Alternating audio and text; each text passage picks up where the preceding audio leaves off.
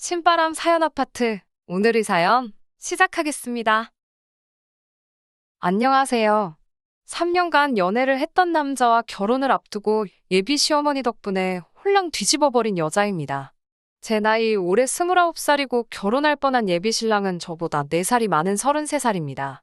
연애를 워낙에 길게 하기도 했고 예비 신랑이나 저나 결혼 정년기나 마찬가지였고 예비 시부모님들은 오히려 예비 신랑이 저를 만나느라 혼기를 다 놓치고 있다고 생각을 하셨다니. 저도 예비 신랑의 적당한 프로포즈에 응하고 결혼 준비를 시작하고 있었습니다.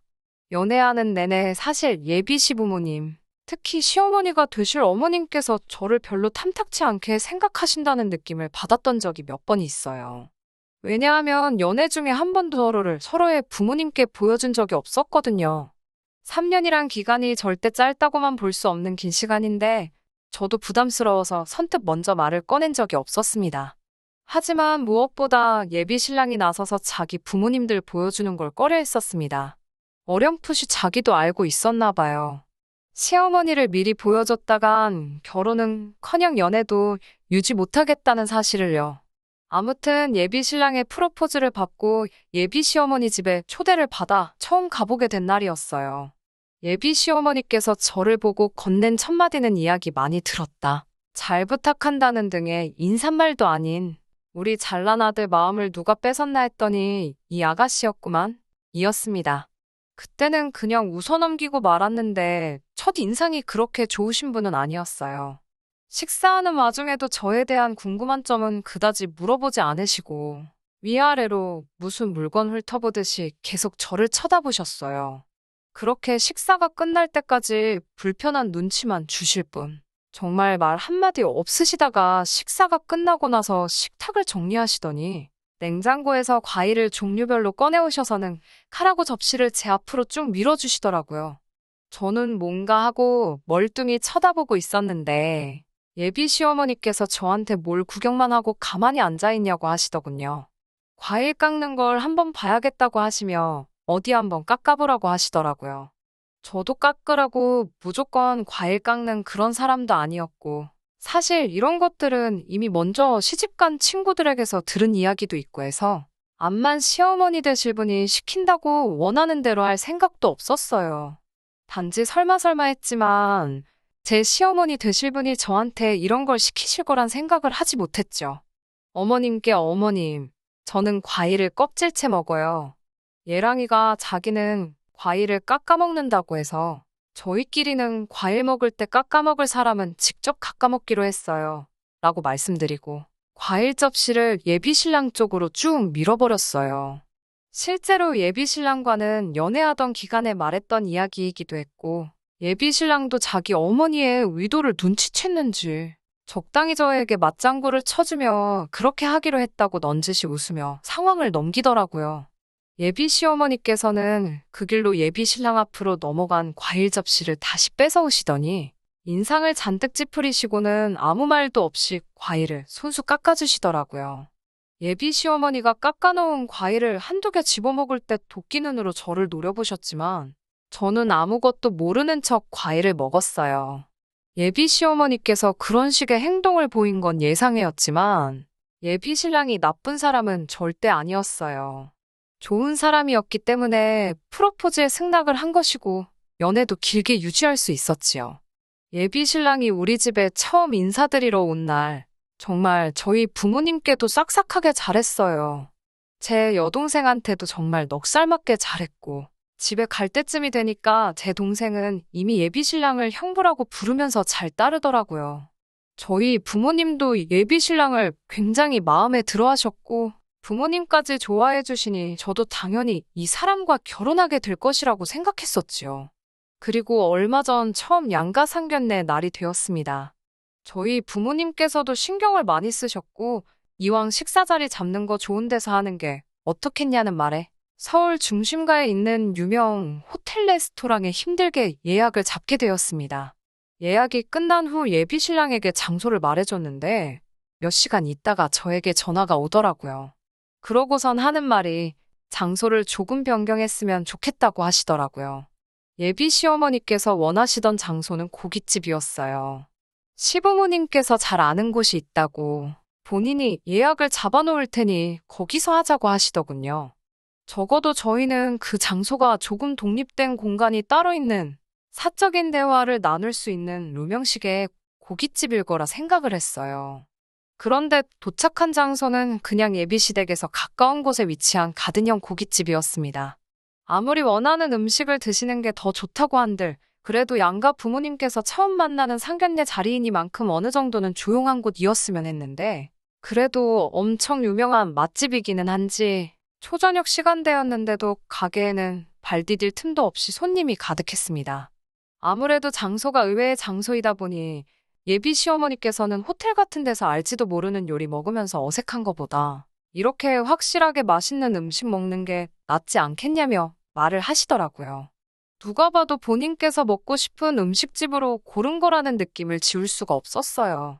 좋아하는 음식 드시는 것도 좋지만 자리에서 챙겨야 할 격식이나 경우 같은 건 전혀 고려하지 않고 고른 곳이었죠. 저희 가족은 부모님과 저 이렇게 3명이 참석했고 예비신랑 가족은 부모님 포함 예비신랑 위로 있는 형까지 데리고 나왔더라고요. 처음에 서로 인사하고 따님 잘 키우셨다. 아니다. 아드님도 잘 키우셨다 하면서 서로 덕담 나누고 시작했어요. 그때까지만 해도 분위기가 좋았는데 예비 시어머니께서 저희 어머니한테 예비 사도는 고기를 참 많이 드셨나 보다. 고기를 많이 드셔서 빵점짜리 어머니가 되셨나 보네. 이러더라고요. 그러면서 괜히 고깃집에 데려온 게 아닌가 몰라 하면서 깔깔 웃더라고요. 무슨 소린가 싶었어요. 방금까지 서로 자식들 잘 키우셨다 나누던 분이 갑자기 저희 어머니한테 빵점 어머니라는 말을 하시다니요. 무슨 소린가 했더니 진짜인지는 모르겠는데 무슨 육류가 산성음식이고 산성음식을 많이 먹으면 나를 낳는다나 어쩐다나 한다고 하더래요. 그래서 저희 아버지가 먹을 고기까지 어머니가 다 뺏어 드셔서 딸만 둘 낳았다 이 말을 하고 싶었나 보더라고요. 그러면서 자기는 아들이 둘이나 있으니 100점을 2번 받아서 200점짜리 엄마라고 하더라고요. 우리 어머니 딸만 낳은 걸 비하하려고 하는 그 말에 저희가 반응도 하기 전에 곧바로 다음에 이어하시는 말도 어이가 없었습니다. 저에게 여동생이 있다는 사실을 들었는데 왜 자리에 데리고 나오지 않았느냐 물어보시더라고요. 취직 준비하느라 시험을 앞두고 있어서 못 나왔다는 설명을 드리니 이왕 나온 김에 우리 첫째도 장가를 보내려나 했는데 라고 하시며 아쉬워하셨어요. 예비 신랑의 형, 아주버님 되실 분이 아직 결혼을 안 하셨는데 요즘 겹사돈 신경 쓰냐고 이참에 오늘 제 여동생과 아주버님 되실 분을 이어주고 상견례 2번 할 것을 한 번에 끝내려고 했는데 생각처럼 되는 일이 없다고 껄껄 웃으시더라고요. 그 말에 저는 물론 저희 부모님도 표정이 몹시 안 좋아지셨는데 그걸 눈치채셨는지 농담 삼아 한 말인데 왜 그렇게 심각하게 받아들이시냐고 너스레를 떨며 어물쩍 넘기려고 했어요. 그래도 최소한의 눈치는 있는 것 같더라고요. 그러고 나서는 아들 자랑에 여념이 없었습니다. 우리 잘생긴 아들 하면서 칭찬을 하시는데 제 남편 될 사람 외모를 가지고 제가 잘생겼나 못생겼나 하는 것도 그렇지만 객관적으로 봤을 때 그냥 평범한 정도거든요. 키도 여자인 저랑 비슷한 편이고 괜찮은 회사 다니고 있기는 하지만 그렇다고 아들에게 자부심을 느낄 정도의 엄청난 회사는 아니었어요. 저 또한 조건만 보면 예비 신랑에 비해 처지는 부분도 하나 없고 집안 형편도 예비 시댁에 비해 모자라거나 한 부분은 하나도 없거든요. 그런데도 멈추지 않고 저보고 시집 잘 오는 거라는 식으로 말하는 모습에 뭐 저렇게 호들갑이신가 하는 생각이 들었습니다. 그러고 있다가 얼마 안 있어서 주문한 고기가 나오기 시작했습니다. 정말 웅성거리는 소리도 소리지만 쉴 틈 없이 쏟아내시는 예비 신랑 자랑 때문에 무슨 대화가 오갔는지 잘 기억이 안 날 정도로 정신이 없었어요. 양가 어른들이 첫 만나는 자리에 중요한 이야기 오고 가기에는 어울리는 장소는 아니었지만 웅성거리는 실내와 손님 수가 이해가 될 정도로 지역에서 유명한 맛집인 사실은 분명했어요. 제 입맛에 맞는지 엄청 맛있더라고요. 뭐 이야기할 분위기도 아니고 이왕 이렇게 된 거 밥이나 맛있게 먹자는 생각으로 고기를 추가로 더 시켰어요. 추가된 고기가 나오고 직원분이 고기를 맛깔나게 다 구워주셨습니다. 다 익어서 먹어도 된다고 하는 말에 팔을 뻗어 고기 쪽으로 향하니 시어머니 드실 분이 자기 젓가락으로 제 젓가락을 탁 쳐내더라고요. 먹으려던 걸 제지당한 것보다도 아무리 시어머니 되실 분이라고 해도 본인이 밥 먹던 젓가락으로 제 젓가락을 쳐내는 건 조금 경우가 아닌 행동이잖아요. 그래서 뭐 하시는 거지? 하는 표정으로 예비 시어머니를 쳐다봤습니다. 그러더니 하시는 말이 너도 너희 어머니같이 빵점짜리 엄마가 되고 싶은 거냐고 고기 좀 그만 먹으라고 하더라고요. 산성 음식인 고기는 남자인 우리 아들이 많이 먹어야 하고 여자가 앞으로 아들 낳으려면 알칼리성 음식 위주로 먹어야 한다고 말하며 너는 나 같은 1등 며느리 되고 싶으면 이런 거나 열심히 먹으라고 쌈채소가 들어있는 바구니를 제 앞에다가 툭 던져주더라고요. 너희 엄마 같은 빵점짜리 엄마가 아니라 나 같은 200점짜리 엄마가 되고 싶으면 지금부터 미리미리 준비를 해야 아들을 낳지 않겠냐고 으스대면서요. 그 말이 끝나기가 무섭게 제 앞에 놓여진 삼채소들이 하늘을 날고 있었어요. 예비 시어머니 말을 듣고만 계시던 저희 아버지께서 참다가 결국은 폭발해 버리신 거예요. 아버지는 예비 시어머니가 제 앞으로 던져준 삼채소 바구니를 낚아채 그대로 던져버리신 거죠. 순식간에 상추 세례를 받아버린 예비 신랑의 부모님들은 갑작스런 상황에 화도 내지 못하고 상황 파악도 안 되는지 어안이 벙벙해 있더라고요. 아들 둘 낳은 게 두 분한테는 얼마나 큰 자랑인지는 모르겠지만 대놓고 내 와이프한테 점수 매기며 여태까지의 우리 결혼 생활을 부정하는 사람들에게 저를 시집 보낼 생각이 없으시다고요. 이 일로 하여금 제가 아버지를 원망하게 된다고 해도 상관이 없고 애초에 아버지는 저를 그런 일로 가족들과 등지고 살 사람으로 키우신 적 없다고 하더라고요. 이에 질세라 저도 같이 한마디를 했지요. 어머님도 두 아들을 둔 어머니이기 이전에 집에서는 딸이지 않으시냐고. 예비 신랑을 참으로 좋아하는 건 사실이고 그래서 결혼까지 승낙한 상황이긴 하지만 저도 저희 아버지 뜻에 따라 이 결혼은 처음부터 다시 생각해봐야겠다고 말씀드렸어요. 그리고 자리에서 일어나 뒤도 안 돌아보고 돌아갔죠. 예비 신랑이 가게 밖까지 쫓아나와 저와 저희 아버지한테 사과를 하더라고요. 아버지는 너네가 사과해야 할 사람은 우리가 아니라 그 자리에서도 끝까지 한마디 안 한 우리 안 사람한테 해야 하는 게 맞다고 하셨고 그런 부모를 둔 계제는 아니니 예비 신랑이 사과할 필요도 없다고 하셨어요. 정작 사과를 해야 할 시어머니는 가게 안에서 스트레스를 풀고 있는 건지 코빼기도 나오지 않고 있는 상황이었거든요. 저도 고개를 절레절레 흔들고 그렇게 결혼까지 생각했던 그 남자를 뒤로하고 집으로 돌아왔습니다. 그렇게 결혼까지 준비하던 남자친구와는 이별하게 되었네요. 말씀드린 대로 3년이라는 긴 연애를 하며 결혼까지 확신을 줬던 사람이니만큼 아쉬운 마음이 없다고 한다면 그건 거짓말이겠지요. 실제로 가끔도 생각이 납니다.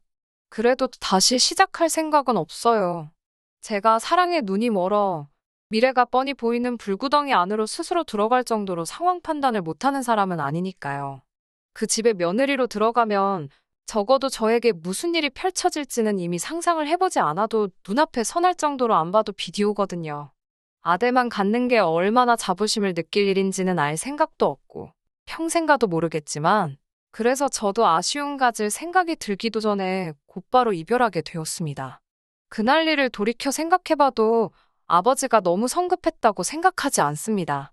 자식이기는 부모 없다고 그 와중에 제 생각한다고 아무 말도 못하셨다면 오히려 그 상황이 더 실망스러웠을 것 같아요. 어김없이 저의 기대를 저버리지 않고 엄마 편을 들어준 아버지가 오히려 더 멋지게 느껴집니다. 저도 이제 다시 새로운 사람을 만난다면 그 어떤 상황에서도 배우자의 곁을 든든히 지켜주는 아버지 같은 사람하고 만나고 싶네요. 그러면 앞으로 제 앞에 나타날 사람을 기대하며 오늘 사연은 여기서 이만 줄이도록 하겠습니다. 끝까지 들어주셔서 감사합니다. 오늘의 사연은 여기까지입니다. 구독과 좋아요, 알람 설정 부탁드리고 더 좋은 사연으로 다시 찾아뵙겠습니다. 감사합니다.